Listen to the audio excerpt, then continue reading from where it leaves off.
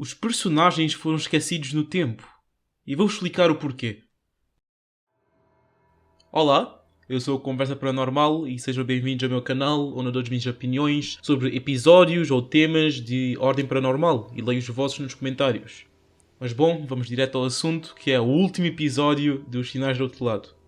Então, como é dito logo no início, eu acho pelo Murato, eles dizem que este lugar está a ser controlado pelo governo, porque tem tecnologia muito avançada que não poderia ser desenvolvida no presente. Primeiro, eu não sei muito se esse presente ainda não se aplica a nós em 2022, já que isso foi em 1996, eu acho. E claro que a tecnologia de 1996 não se compara com a nossa. Se fôssemos 30 anos atrás e disséssemos que tínhamos um telemóvel mais forte que o computador da NASA, e eu dizer que é uma brincadeira, mas se calhar é mesmo uma tecnologia mais avançada que de hoje. Então o que é mais provável é que simplesmente o governo tinha tecnologia muito avançada, o que é muito provável, mas também pode ter algo a ver com viagem no tempo, que vamos ver mais para o final. Mas bom, o que é interessante é que o Murato disse que o governo está envolvido com isso. E eu já tinha feito esta pergunta muito atrás, nos primeiros episódios, mas quando dizem que o governo está envolvido, para mim ou são três coisas: ou o governo está a usar os alheios para isso, ou os alheios estão a usar o governo para isso, ou os dois estão a cooperar para algum benefício próprio dos dois, não sei. Mas isso é interessante, porque é a primeira vez que vemos alguém, sem ser da Ordem ou dos inimigos da Ordem, que tem contacto direto com o paranormal e sabe o que é o paranormal. Isso é diferente, porque, como disseram desde o início, mesmo na primeira temporada, a Ordem não é uma organização oficial. O governo não sabe que a Ordem existe. Eu sempre entendi com isso, é porque o governo não acredita nas historinhas de paranormal. Mas se o governo estava envolvido nisso já fazem quase 30 anos, é interessante, porque por que o governo então não está de acordo com a Ordem? Não tem a ver com acreditar no paranormal, se eles estavam a cooperar com alheios que eram paranormais. Então isso é interessante. Será que o governo é corrupto? A algum jeito? Interessante. E também achei interessante, como o Selbit explica, eventos paranormais para nós, por exemplo, da vida real. Desde o início dessa temporada, sempre o Selbit tenta mostrar que o paranormal não é só uma arma, não é só um jeito de matar pessoas, mas também de explicar muita coisa, de ser usada de muitas maneiras diferentes. Tipo, desde o início eu disse, por exemplo, o Shand com a polarização caótica, ele quase nunca usou em batalhas, mas vimos neste episódio também que é muito útil, e o paranormal é quase um life hack, não é só uma espada. Como eu disse, é uma espada, um escudo, um cérebro, tudo. E o Selbit usou o paranormal para explicar, por exemplo, os OVNIs, dizendo que as pessoas que avistavam OVNIs eram pessoas que foram expostas durante muito tempo ao sinal, ao conjunto de sinais, e foi por isso que acabaram por ter quase alucinações. Então é interessante, porque o Selbit está a mostrar que o paranormal não é só uma coisa específica onde tens que usar, ou são monstros, ou são pessoas que usam poderes. É muito mais abrangente, implica muitas coisas e faz com que o paranormal seja mais vivo, seja mais presente. Eu estou a gostar muito de como o Selbit está a transformar o paranormal nesta temporada, porque antes era mais quase como um poder, não sei, era o paranormal, toma, ataque paranormal, toma, zombi de sangue paranormal, cura paranormal. Agora é muito mais quase uma extensão do corpo, não sei como explicar, é mais interessante, mais vivo, mais dinâmico. Mas bom, depois mais para a frente vemos que, como tínhamos visto antes, nem todos que estavam nessa rede TV estavam de acordo com os ideais do diretor, já que tinha uma carta de um senhor a falar com a filha, dizer que estava com medo. E eu não acho que uma pessoa teria medo se ela soubesse o que estava a acontecer, porque normalmente temos medo do que não entendemos. Então o que faz entender que ou era um trabalhador que acabou sendo transformado em um dos alheios estranhos lá, ou foi morto, ou só fugiu, não sei, mas o importante é que mostra que nem todos estavam de acordo com o que o diretor ou o governo queria fazer. Tinham trabalhadores que só foram usados como máquinas ou como maneiras de trazer mais pessoas. Isso volta atrás no ponto de dizer que se calhar o governo era corrupto, ou que o governo estava a usar os trabalhadores como quase, não sei, moedas ou dinheiro ou troca para ter o que queriam. Não foi muito desenvolvido pelo resto do episódio, mas acho que pode voltar no futuro, se calhar. Fica quase um tema em aberto. Mas bom, digam nos comentários o que vocês acham. Daí, depois de terem liberado o Murato, libertam o Gerson e o Vincent. E o que me fez perguntar, aquele lugar, tinha um andar inteiro só para essas cápsulas. Tipo, se não me engano tinha mais algumas cápsulas, mas os que tinham as pessoas importantes eram o Morato, o Gerson e o Vicente. E não tinha quase mais nenhuma pessoa nesse andar.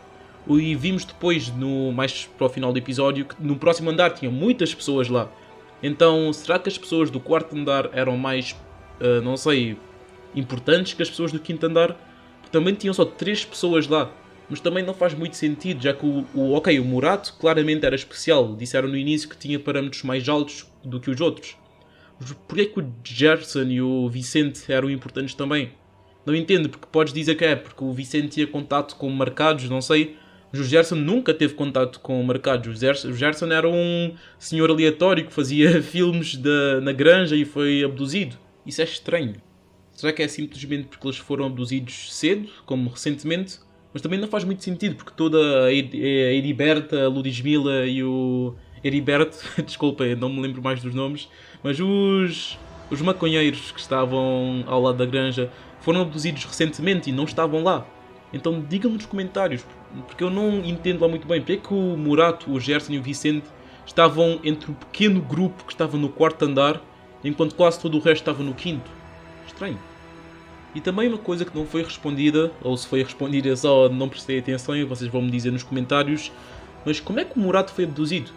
Já que o Gerson não me disseram lá muito bem, mas deve ter a ver com o fato de ter visto a TV, não sei, ou foi até aquele lugar, aquela estação de TV, ou ele foi raptado pelos homens de preto. O Vicente provavelmente a mesma coisa, ele disse que estava a ver um jogo de futebol, se não me engano, e ele foi raptado também.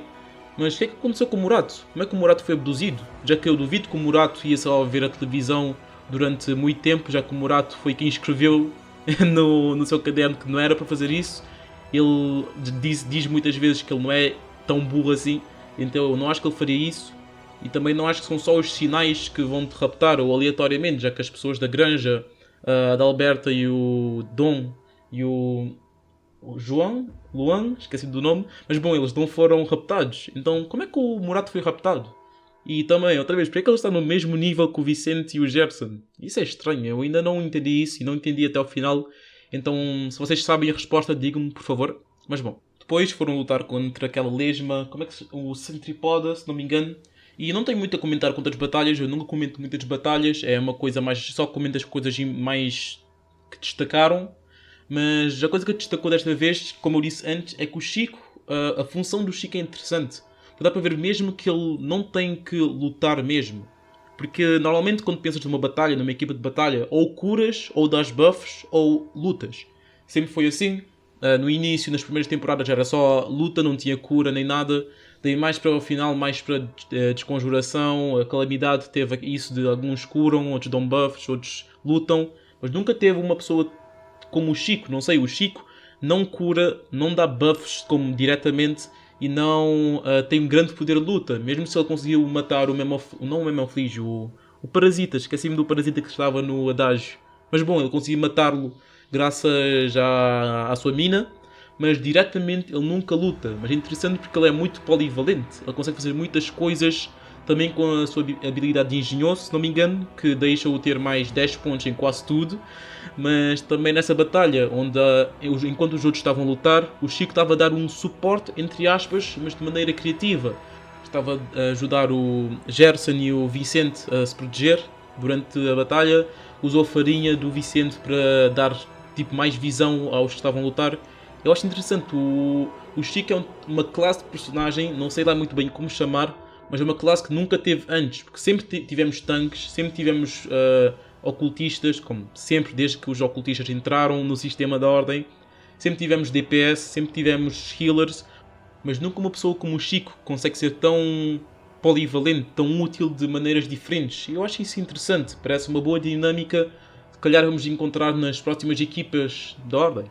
Porque como eu disse antes, mesmo se ele não é uma força incrível na luta, ele é tipo uma cola, todo aquele lugar, tipo, é como se cada integrante fosse um bloco, mas tem sempre aquela divisão, sempre aquelas fendas, aquelas brechas entre os blocos, e o Chico é tipo a cola, o cimento que vai preenchendo os buracos, deixando tudo muito sólido. Eu acho isso muito importante numa equipa.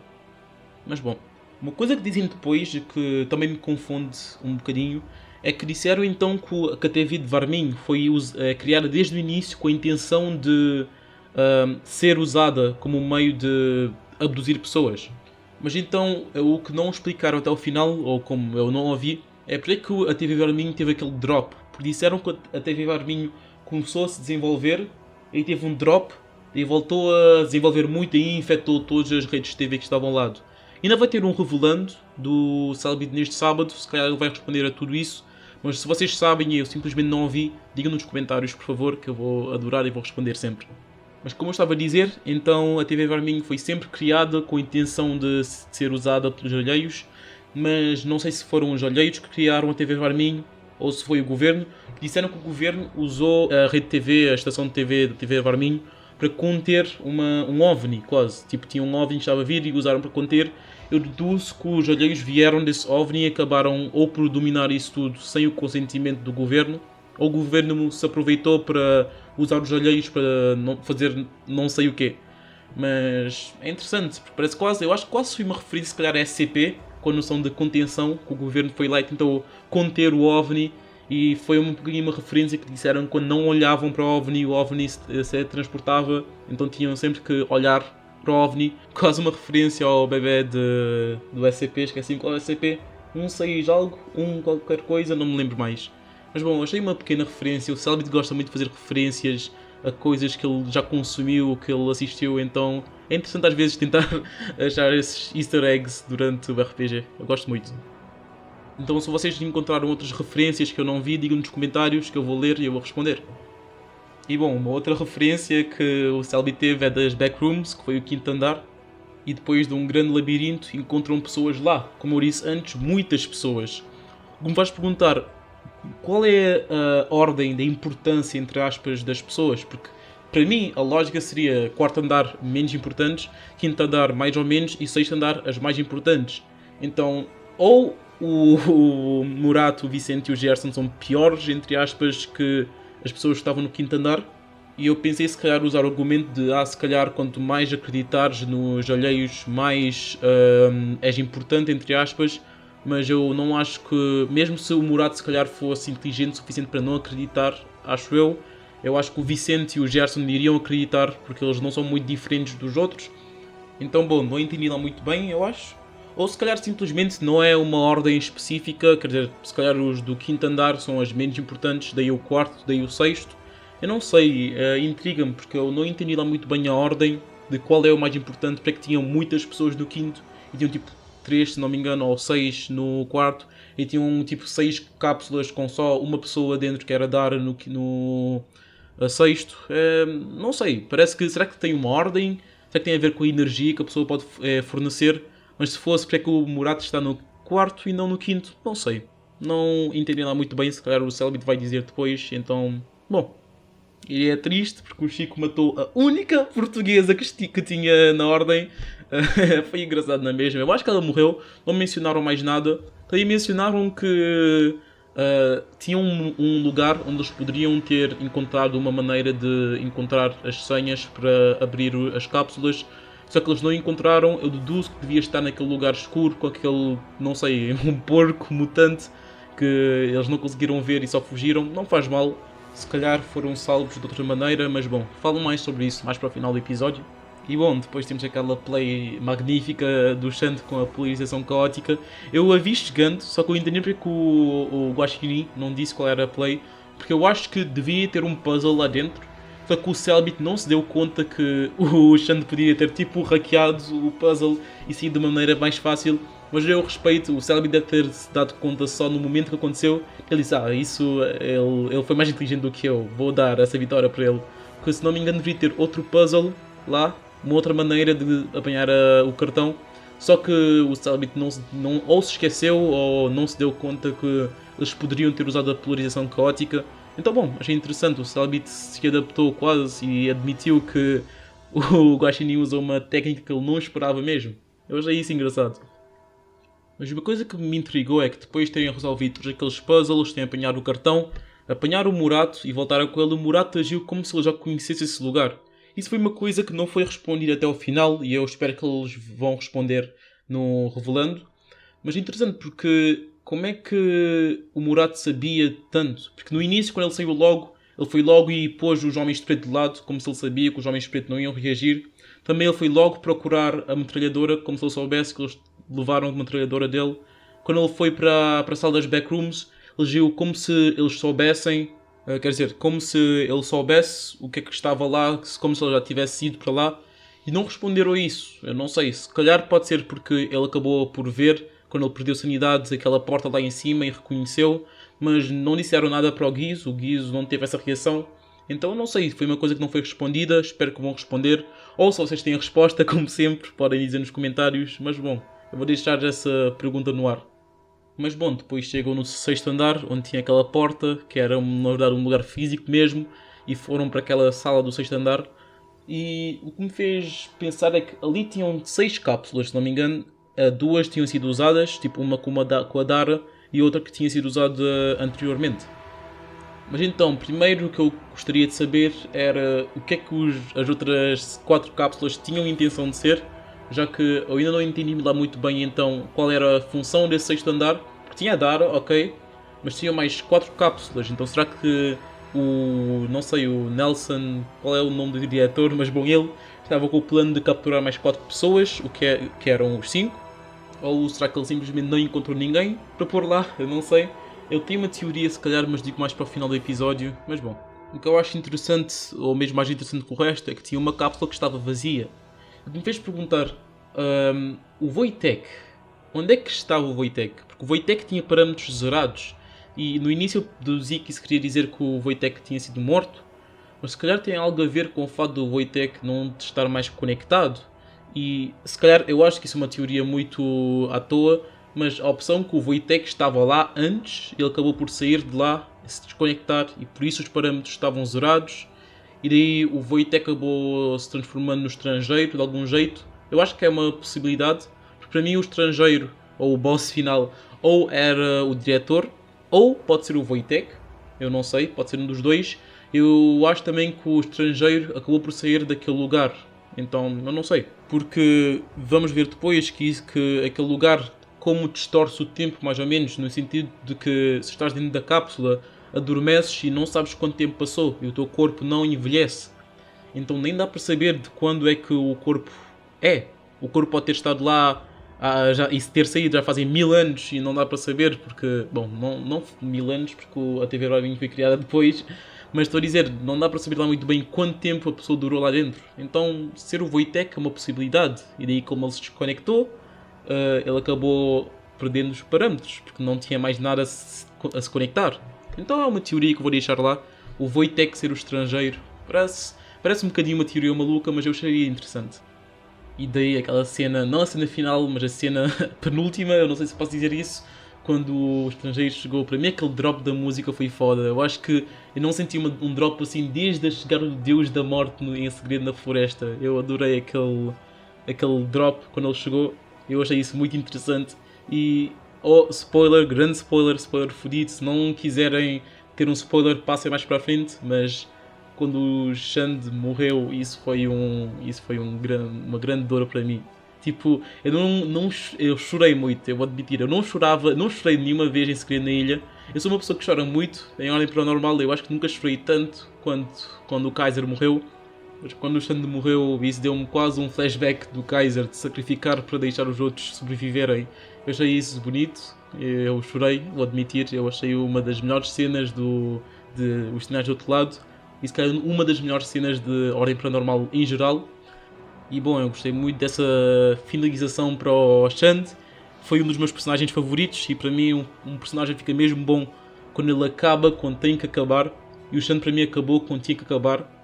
Claro que ele poderia ter visto a Dara, poderia ter continuado até ao final, mas eu acho que às vezes a morte dá um grande boost para o respeito que eu tenho para um personagem, e ver o Xande morrer assim, quase como o Kaiser, deixa-o mesmo lá em cima dos meus personagens favoritos. Mas bom, eu gostei muito desse final para o Xande, eu acho respeitoso, eu acho que mesmo se ele sofreu muito, eu acho que é um final digno de um bom agente da Ordem. Mas sim, doeu. Vou dizer que sim, doeu muito. Mas bom, faltava um desses momentos em Ordem Paranormal. Sentia saudades. Mas daí os outros três, o Lírio, o Guiz e o Chico, acabam por encontrar a Dara, que estava mesmo fria e zangada. Eu não sei se ela estava fria e zangada só porque ela acabou por saber tudo, o que isso quer dizer eu não sei lá muito bem, ou porque ela viu que tinha sido esquecida quase. Mas bom, daí tiveram aquele debate para entrar para Tenebris. Eu ainda não sei lá muito bem o que é que Tenebris é exatamente. Eu achei interessante quando disseram que foi o início da realidade, o que quer dizer que a realidade em si começou com esta cidade, porque sempre o Selby desde o início da primeira temporada faz essa oposição entre a realidade e o paranormal. Então dizer que Tenebris foi o início da realidade, será que foi o início do fim do paranormal, ou no mínimo o início da divisão do mundo entre o paranormal e o normal? Eu acho interessante o que é que Tenebris é exatamente agora, porque se a realidade já existe, como é que podemos ir para o início da realidade se já estamos na realidade? Isso parece muito estranho de dizer, parece muito complicado, mas eu gostaria de saber o que é Tenebris exatamente. Mas bom, tiveram aquela discussão. E daí, para mim, um grande plot twist foi o Chico dizer, não o Chico, o Guizo dizer para o Chico e para o Lírio saírem e na verdade ele querer ir para Tenebris. Eu acho isso muito bom. Como eu disse, quando um personagem acaba, quando tem que acabar é perfeito. E para mim o Guizo, mesmo se foi o meu personagem favorito, eu acho que ele tinha que ir lá. Isso é muito o Guizo. Era um sonho dele ser abduzido e como ele disse, isso era o mais próximo de ser abduzido que ele poderia ser. Então eu acho isso um final perfeito para o Guizo. Eu achei muito bom a conversa final que o Guiz teve. Eu acho que isso foi um dos momentos mais Guiz, mais Phelps que eu ouvi na ordem. Eu achei isso uma conclusão muito bonita. Em um espaço de tipo 20 minutos, os dois personagens favoritos da temporada morreram, entre aspas. Mas eu acho que tiveram o final que deveriam. Eu acho que, como eu disse, um personagem bom acaba quando tem que acabar. E eles acabaram quando tiveram que acabar.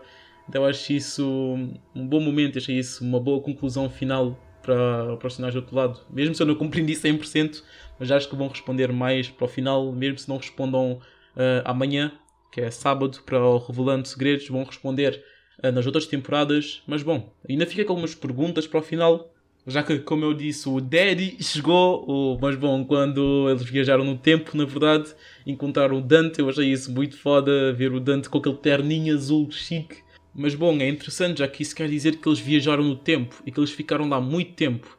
E faz-me ter algumas perguntas. Primeiro, o que é que aconteceu com as pessoas que estavam lá antes, tipo a Ludmilla e o Humberto, se não me engano, já que eles não foram salvos pelos 5. E será que eles viajaram no tempo também e ficaram lá todo aquele tempo? Se sim, então o que é que aconteceu com eles? Será que eles continuaram vivos lá dentro? Será que morreram? Será que foram soltos e viveram a vida deles? Não disseram lá muito bem.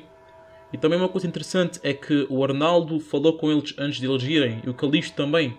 Será que o Calisto e o Arnaldo nunca se deram conta que eles apareceram? Isso que é estranho. Por que o Calisto e o Arnaldo não teriam procurado os 5? E o que me faz pensar é, será que todos esqueceram de quem eram os 5? Que isso faz sentido, já que eu não acho que se os 5 fossem, literalmente disseram para o Calisto e disseram para o Arnaldo que estavam a ir para a missão e não voltaram durante 30 anos, eu acho que o Calisto teria-se dado conta de um momento, se calhar as pessoas que eu enviei naquela missão, se calhar é melhor ir resgatá-los. Então para mim a única justificação é que eles foram esquecidos durante todo aquele tempo e ninguém sabia quem eles eram, como aconteceu com a Dara. E daí quando eles acabaram por abrir a cápsula, quando o Dante acabou por ir lá por alguma outra razão, daí todos se lembraram deles, ou se calhar nem se lembraram, só eles voltaram a nascer, não sei. Mas é por isso que eu acho que eles não foram procurados e eles foram esquecidos no tempo. Isso é interessante. E isso também me faz perguntar, porquê é que a Dara foi escolhida? Isso nunca deram uma resposta mesmo. A Dara desde o início foi dita como uma escolhida, mais escolhida que os outros 5, mas nunca soubemos o que é que isso quer dizer, porque é que ela era escolhida, o que é que ela tinha de especial, se calhar vão explicar depois, não sei. E também o que é que aconteceu com o estrangeiro? O estrangeiro matou o Xan, matou o Morato, matou o Humberto e o Vicente Duzo. E ele foi-se embora, nunca mais atacou ninguém. Isso é interessante porque não nos explicam lá muito bem o que é que aconteceu. Os 5 acabaram por se salvar, mas eu acho que eles foram esquecidos. Então ninguém completou a missão. Então foi uma vitória dos alheios. Diga nos comentários o que é que vocês acham, porque eu acho muito provável que eles foram esquecidos no tempo.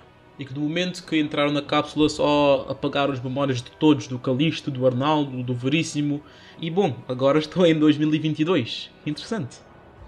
Mas então não sabemos o que aconteceu com o Wojtek, o que aconteceu com o estrangeiro, porque que a Dara é uma escolhida, então espero que vão responder isso no futuro. E bom, eu acho que agora o Chico, o Lírio e a Dara estão na mesma situação que a Amélie e o Olivier, se calhar entraram para a Ordem, mas não sei se vão entrar na Ordem no sentido de serem uns personagens, porque eu acho que no final isso é um spin-off. Um spin-off, mesmo se é canon, entre aspas, não vão participar da história principal, no mínimo é o que eu acho. Se calhar podem fazer algumas aparições especiais em 1 ou 2 episódios, mas não acho que eles vão aparecer durante a calamidade do Par 2, se não me engano. Posso não ter razão, mas é que eu acho, já que seria quase impossível ter o Olivier, a Amélie, o Chico, o Lírio, a Dara e ainda mais as pessoas da última temporada que ficaram vivos. E por exemplo, se o Guizo, ou não sei, se o Xande estivesse vivo, como é que seria quando o Arthur e o Xande estivessem no mesmo episódio? Seria uma interação impossível. Se calhar o Célibate poderia ter encontrado um jeito de contornar isso, mas eu acho isso muito impossível e é por isso que pode ser possível, mas eu não acho que as pessoas dos spin-offs vão aparecer na temporada principal como personagens fixos. Acho que no máximo mesmo, vão aparecer tipo alguma aparição especial, como o Arthur em O Segredo na Floresta, tipo durante um episódio daí desaparecem.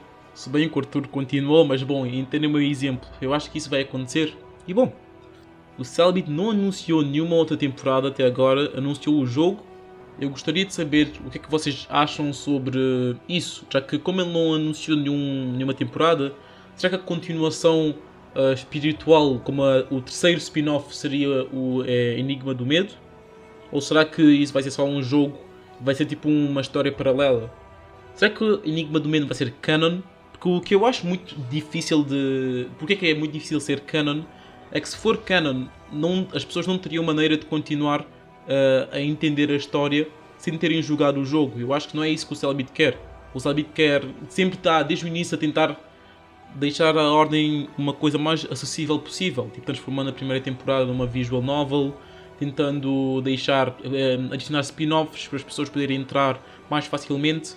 E bom, eu acho difícil o jogo ser canon, porque se fosse assim, as pessoas que não jogaram o jogo ou que não viram uma playthrough do jogo não vão poder entender a história. Eu acho que isso é contra o que é que o Célibate quer. E por isso que eu acho que o Enigma do Medo vai ser quase como um spin-off, e o facto de que Enigma do Medo não vai ser tipo a história principal, vai ser tipo um spin-off, é a mesma coisa que esses spin-offs aqui. Então finalmente não vão interferir diretamente na história principal. E é por isso que eu não acho que as pessoas dessas temporadas de O Segredo na Ilha ou de Sinais do Outro Lado vão participar diretamente como personagens principais em Calamidade. Posso estar errado, mas é só a minha teoria. E bom, digam nos comentários o que é que vocês acham. Mas bom, esse é um vídeo um bocadinho mais longo do que o normal. Eu acho que isso é para compensar, não consigo postar o vídeo mais cedo. Acabei os exames recentemente, finalmente, tenho 2 semanas de férias, vou preparar muitos vídeos para os próximos meses, se calhar. E bom, tenham um bom fim de semana, preparem-se para Revelando de amanhã.